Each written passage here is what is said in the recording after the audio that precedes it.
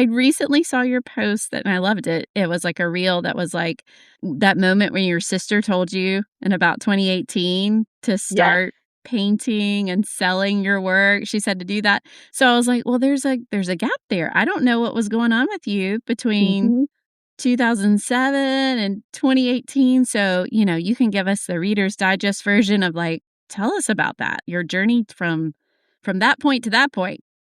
Okay. It's a wild one, but Okay. um, when I was getting my degree from Clemson, I was sitting in class one day and randomly emailed Lily Pulitzer about opening a store. Yes. 8 weeks later from that point, I, with the help of my parents, opened my first business, which was a Lily Pulitzer store called Pink Boulevard down in Kiowa. What? So, Like, I yep, never knew that.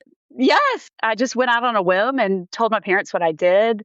Started emailing with the vice president of Lilly, and when he found out I was a senior in college, he was like, "Hold on."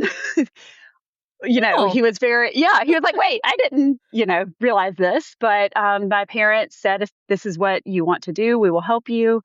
And I owned that That's store awesome. until I was 30. I sold it back to Lilly. I was actually the youngest store owner at 22, and then the first That's store owner to amazing. sell back to the company. And they turned my store into a company That's store. incredible. Yes. Yeah. So it was a fun journey. And retail has kind of always been my thing. My mom owned a children's clothing store when we were little. Oh, And nice. so it was just kind of, I guess, in my blood.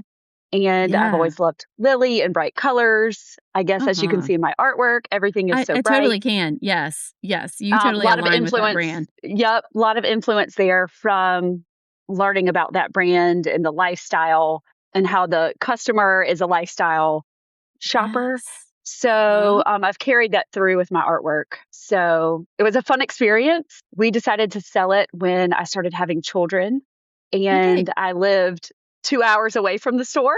So commuting So back did and you forth. move at some point before you sold Yes. the store?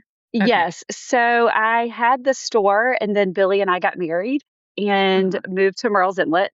So commuted back and forth for about 3 years. And that, no, maybe 4 years. Started commuting when Annie was 5 weeks old. So she would go with me. Oh, And then it wow. just got to be too Yeah. much when other children started to enter the picture. So we decided to Totally. sell. I owned it for about 8 years. Yeah, so there's a little gap between selling the store and starting to, like, paint and sell your paintings, so Yes. So tell me about that period of time. I hopped into children's clothing with a friend of mine. We did a little run of smocked clothing for babies and small children, which transformed Oh, into t-shirts. For as our kids grew, we saw a need for t-shirts yeah. that are fun and cute. And then my child had an accident, which and that kind of shifted Yes. a pause in inlet smocked clothing.